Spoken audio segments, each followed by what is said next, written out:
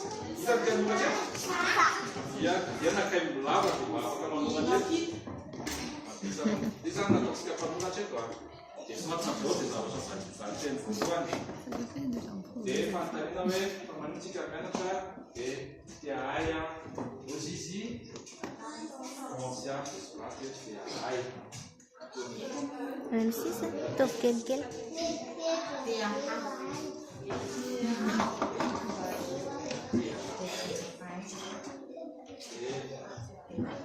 Quantos é? Tem o David.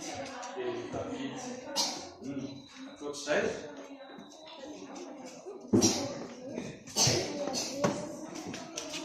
Hindi naman. Tiyan tem o David, tem o David ang pinangan. Kasi yung nakatana mo siya.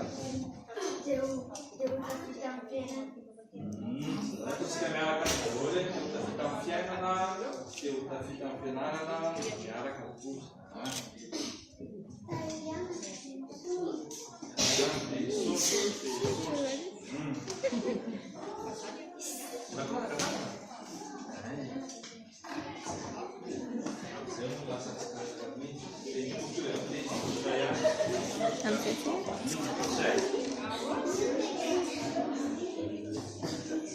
Malintsika mianatra, zay.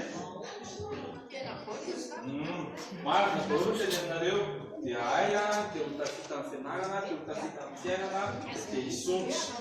Any hisondrotra foana amin'izay miaina zavatra tsaratsara kokoa hatrany.